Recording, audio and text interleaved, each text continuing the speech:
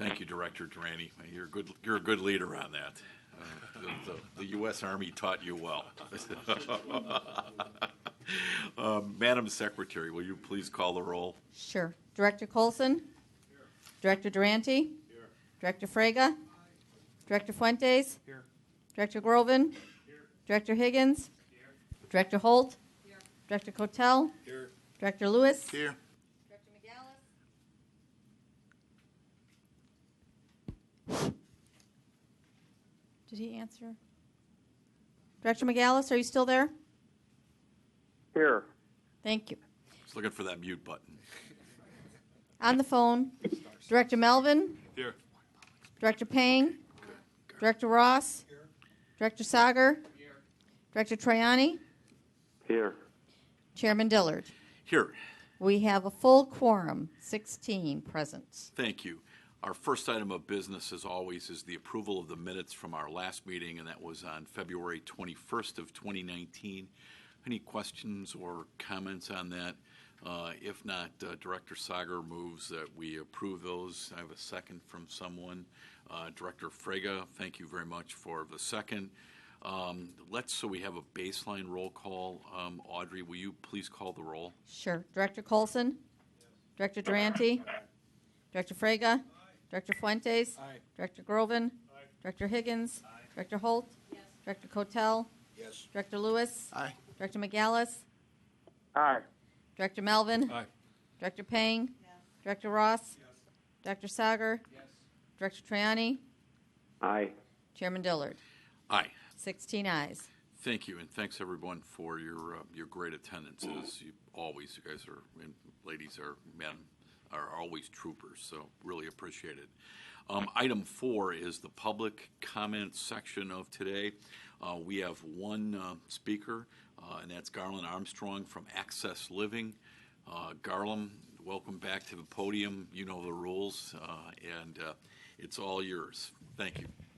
Thank you, Chairman Dillard and directors. Just want to update to see the progress of so far how CTA is making sure on the green line that the taggers will not be able to try and spray paint again, especially when they do it overnight without ever being caught, because they think they can outsmart the cops and won't be able to try to catch us. So we want to make sure on all the rail lines to see what the progress is so far so that CTA can catch up, because we don't know when they'll be coming anytime, especially overnight while they think they can. I have an opportunity to do this without ever being seen by the cops or being caught on cameras. And also too, making sure about the securement so that every bus operator in 7 garages of the CTA to make sure that when individuals with disabilities, make sure that they say they need assistance, they want it now, so they won't be able to end up in a hospital again, and when they hear that word lawsuit. So I just want to hear from the directors, suggest from their comments, see what the CTA had to say about it to make sure that up to date on it right now, because so I can spread it around like wildfire. So any comments from the directors to find out what the CTA is doing so far, make sure about it? With respect to the tagging and the graffiti, I mean, it's a constant battle for CTA. They're very much aware of it. They try to stay on top of that as much as possible. They have yard security. They have cameras. But it's a constant sort of game of cat and mouse. And so they're very aware of it. They continue to monitor and do everything they can. And Garland, I talked to Dorval Carter when you were here a month ago. He and his staff are on top of it. I go out to the west all the time, and I looked at some of the green line, really because I remembered you were here a couple of weeks ago. It's better. And then I also, when I'm not riding Metra, I'm on the Eisenhower, and I look at the blue line as it goes through the west side, goes through Oak Park, goes out to River Forest. And I did notice this week, because graffiti makes me crazy, that they had done a lot of removal, and I was looking at how they do it. I could clearly see where they had taken it off, but it was all off. And, my guess is it weathers over time. It all looks the same. But there was clearly a concerted effort to get rid of graffiti. And, my suggestion to you and Access Living and anybody is that, the two women who are running for mayor clearly have their hands full. But I would make it a mayoral issue. I think it's one of the things that sets Chicago off from New York, is that we generally don't have graffiti everywhere like they do. It's a constant battle, as Director Redden said, to fight this.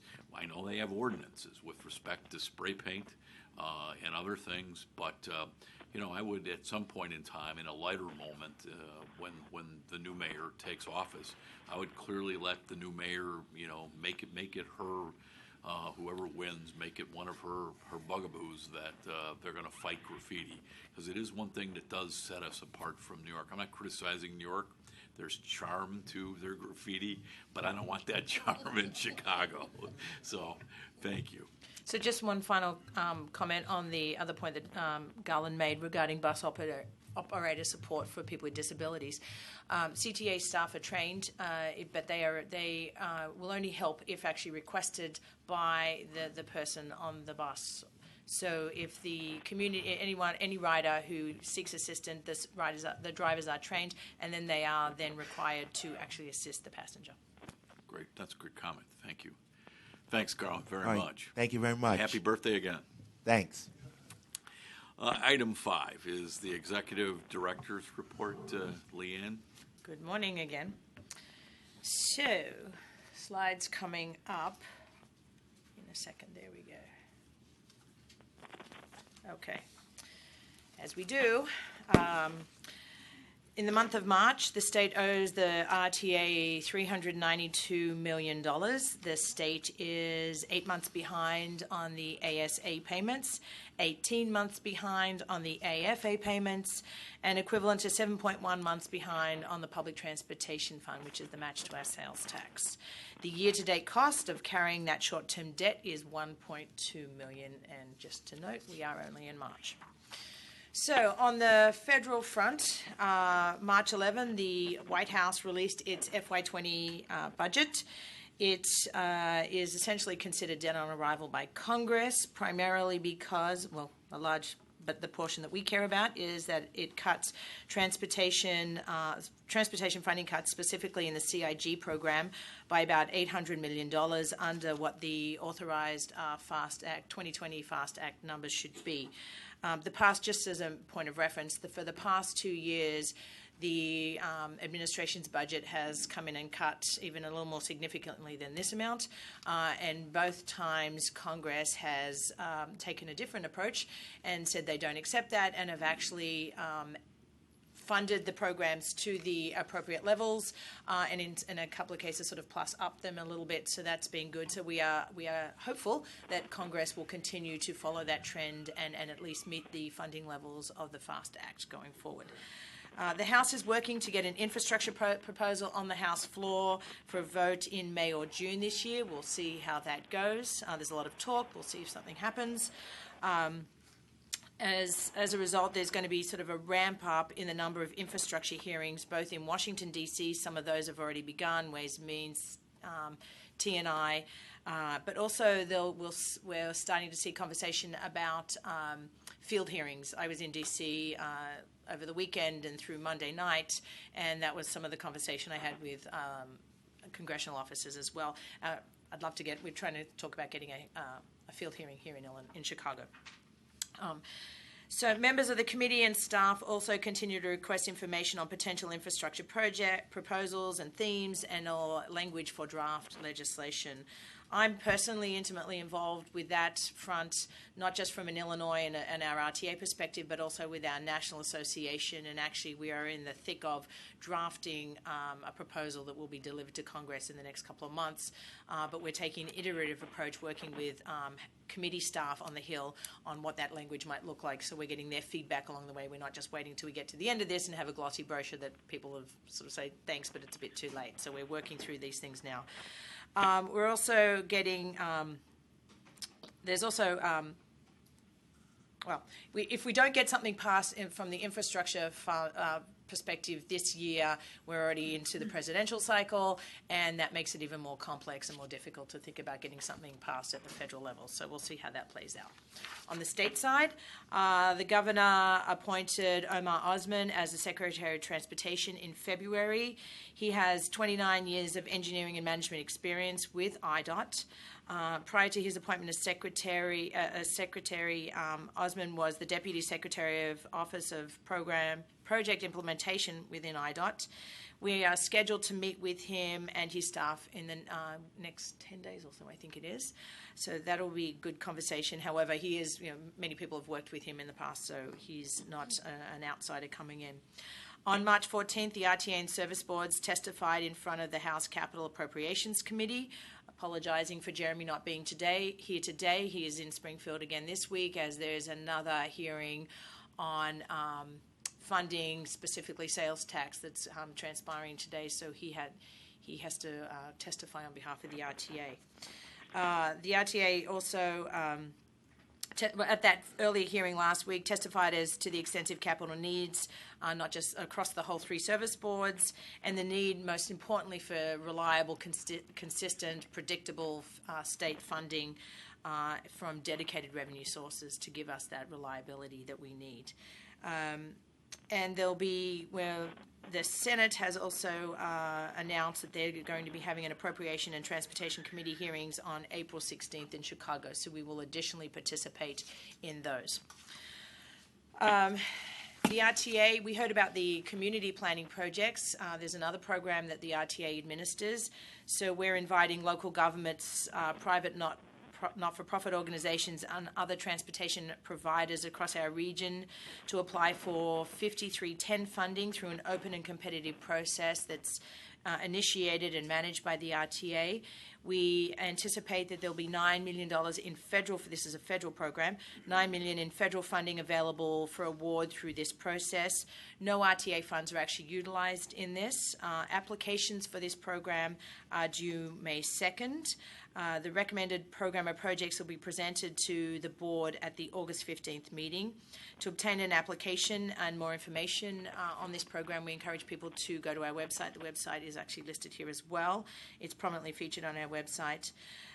As a designated recipient, the RTA is a designated recipient, and we're responsible for overseeing this program and developing this annual program of projects. These funds are dedicated to providing expanding mobility options and removing barriers for transportation services for people with disabilities and the elderly. And it's the only available federal funding source for projects serving those 2 communities. So we are currently also managing 10 projects that are continuing out from earlier sort of tranche of these funds as well. And earlier this week, Monday actually, we celebrated Transit Employee Appreciation Day with CTA, Metro and PACE. We put simple thank you notes available on their website that people could download and share with their friendly transportation worker. We help spread the word on this program through social media using the hashtag TransitThanks. We received some really good media coverage ranging from radio spots on WGN, BEZ, as well as TV highlights on Fox 32 and ABC 7. We've got additional cards available if anyone we'll encourage you to continue the week of celebration and thanking our employees, especially the frontline employees. And those cards are available if any of you happen to be riding on a bus or train in the next few days. March was also Women's History Month, and we celebrated again on our blog and through social media. Thank you to Directors Pang and Holt for being part of the upcoming blog to celebrate in celebration of this month. As a note, just for your own information, women make up 66% of the RTA's workforce and more than half of our executive team. I think you know that already. And a couple of closing items too, kind of related to that. Last week, the Chicago chapter of COMTO, which is the Conference of Minority Transportation Officials, led by RTA's program manager Roxanne Galvin, we celebrated women in transit. The panel featured our own RTA General Counsel Nadine Lacombe and other professional women in the region. A couple of us were going to participate, but were drawn to other meetings. B was in Springfield. I was at the MPO Policy Committee, but we still had RTA staff engaged, and I think it was well received. It was a forum that featured sort of the transportation opportunities and was participated in by CPS high school students from 3 local high schools that really enjoyed a good afternoon of networking and conversation by some key leaders in our region. And finally, since this will occur before before really we get to our next board meeting, we annually celebrate what was in the past called Dump the Pump Day. That has been, and I've mentioned this before, renamed to Get On Board Day. While this is a national effort, it's being spearheaded by our national association. It is also meant to be able to be sort of tailored to local and sort of more regional uses. So as you can see, we've already sort of rebranded the Get On Board to Get On Board Illinois. While again it's a national effort, we are trying to, in the very immediate term, focus our energies on the state capital program. So we are sort of using collateral that's already being developed and resources that are being made available to us through our national association to target those locally. This year it is April 25, again focused on our state capital needs and taking the conversation statewide, partnering with the Illinois Public Transport Association and some of the downstate properties, the Champaign-Urbanas, the Peorias, the Bloomington Normals as well, to sort of try to get the word out on what our needs are. We'll likely be holding a press conference April 25th. Of course, we'll get that information out to you, and you'll all be invited. We're looking to develop eye-catching ads that we hope to get placed around the region, both within service board operated vehicles, car cards. Director Melvin, you were asking about how do we sort of get the word out about the role, the benefits, and the impact of transit. This campaign, very immediately focused and sort of kicking off in starting a little bit this month and into April. And through our websites, oriented towards getting our state elected officials to be aware of what our issues and needs are as well. There'll be more to come, but the elements of this campaign will continue through the end of the legislative session this year. So that ends my comments. Happy to take any other questions that you might have. Yes, Director Lewis. I have a comment and a question. First of all, I want kudos to Leanne. She participated in the South Suburban Mayors and Managers Association meeting last month, and Hazel Preston did a great job of really advancing some of the important goals and objectives of the RTA as far as transportation is concerned, particularly in South Suburban Cook County, which is an area of focus. So I thought that was well received and well done. My question relates to our friends at Metra. They've been in the news quite a bit lately, and I didn't know if there's any update. I know specifically, even this morning, I saw information about some of the delays that have been experienced as well as the crossing signals. And I know there's been quite a bit of commentary at their board meetings about these issues. So anything that you might share with us relative to Metra and what they're doing on those two important issues? They're doing a lot. A lot of these issues are related to relationships they have with service providers that are not Metra, right? Amtrak and the BNSF are two key examples of that. Metra is very actively working on addressing these issues. I have one of the pleasures of spending the entire weekend in Washington, D.C. I got to spend a lot of time with Jim and Dorval, so we sometimes we joke we do more RTA or regional work when we're out of town sometimes at our National Association meetings. But they are working very closely on this. I have talked to Jim about, how can we be supportive in their efforts in those two areas.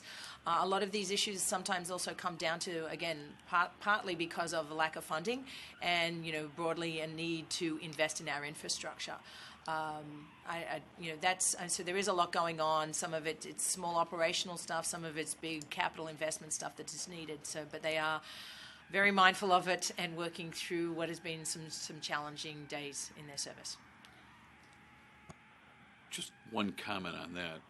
Both Senator Durbin and Representative Lipinski are very much engaged on behalf of Metra with Amtrak. I think that's a good thing.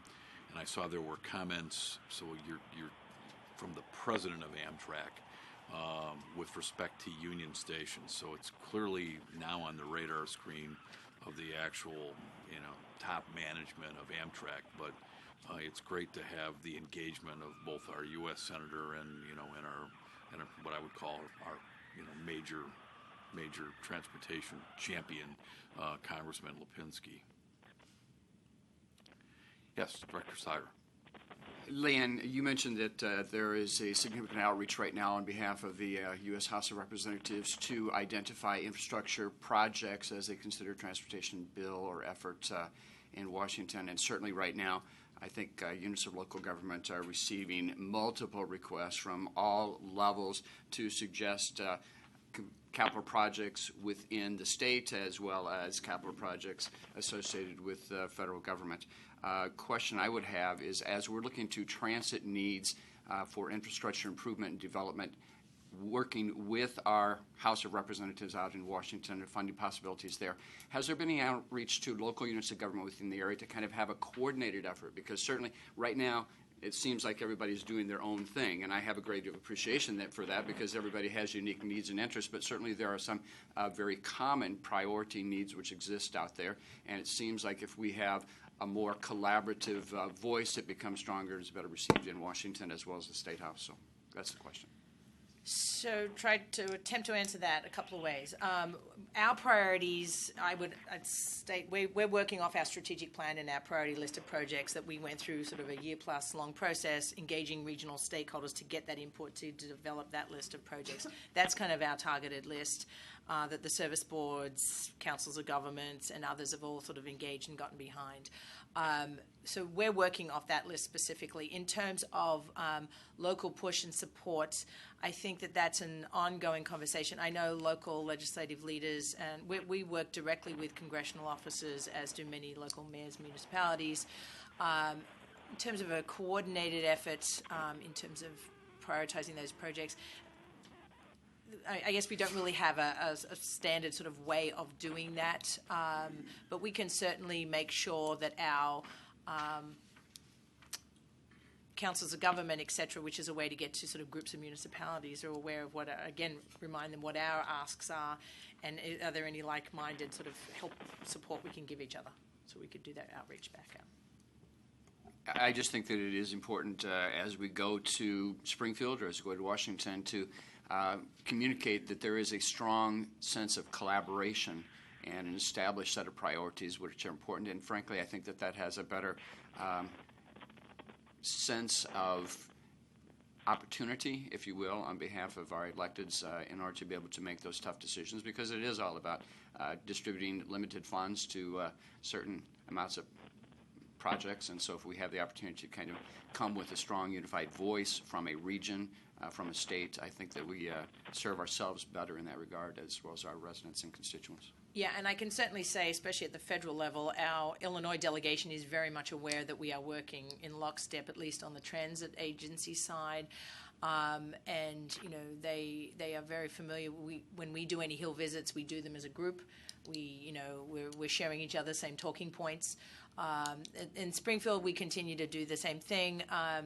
They're sort of slightly different strategies. And at the state level, we are working very proactively, through other groups like Illinois Municipal League, et cetera, to sort of make sure we're all kind of talking off the same song sheets. Thank you. Yes, Director Ross. Could we come back to the signal issue in Mokina with Metro again? Is Metro responsible for those gates, or is that, again, a shared track where one of the freight lines would have some responsibility? I think I did know the answer to that, and I don't know specifically. We can get you more. Metra is very aware and has been working with we can get you a lot more information on that. If we are in any way responsible for safety, I'm just concerned about the appearance of that, because frankly, from the television reports, you don't sense a whole lot of urgency there, at least I don't, and that's troublesome to me. I'm not sure that's a disaster waiting to happen. And I'm not sure that television reports covered the story fully. And I get it. But this was a couple of months back, and I was more thoroughly briefed. I'm just not recalling all the specific details as to what Metra's actions, responsibilities were. There's a shared responsibility from local police enforcement too, and there were some failures on that end to report the incident when the gates malfunctioned. But Metra is on top of it. I know that for a fact. I can get you, but we can get to the full board more detailed information. I just don't want to misspeak. Thank you. When you do that, could I find out what the discipline, if anything, was against the engineers that were involved in the crew? Thank you. Those videos, I watched them. Okay. Leanne, anything else? No, that's it. That's complete. Just a couple of comments. In our legislative updates, it's very interesting to note that the Senate, this is federal, that the Senate Commerce Committee chairman, the new chairman of the committee, Roger Wicker, is in support of a federal gas tax increase. I think that's a critical thing. He couches it by saying if the president supports it. Leanne and myself had breakfast with the House Transportation and Infrastructure Committee Chairman Peter DeFazio from Oregon, a Democrat, who has told us that that he's spoken to the president, and under the right circumstances, the president supports a federal gas tax increase. On the Springfield scene, I just came back from 2 days down there, and having served down there, it was vibrant. There's a lot of stuff moving on. Yesterday, there was 1,000 people literally probably 1,000 people through that Capitol building. I see our former colleague, Senator Don DeWitt. He's got a great role, transportation spokesman, so it's great to have a former colleague of ours down there who's very much involved in what's going on as a new member on infrastructure. But those folks are dealing with a lot of issues, and I just constantly remind them, don't forget about infrastructure. Don't forget about infrastructure. There's a hearing going on right now, and I know that Rocky Donahue, the new executive director of PACE, is our primary probably testifier with respect to sales taxes. I wanted to reinforce, Leanne, how much that 1.5%, formerly 2%, siphoning of our sales taxes by Springfield on a tax they already collect, actually hurt our service board. So in addition to all the money Leanne's reported that they owe us and the delays and delinquencies in payment, they're actually making cuts to us. And, Director Friga, Representative Zalewski is a great champion of ours. He's the sponsor of our borrowing bill. I feel relatively comfortable about what's going on.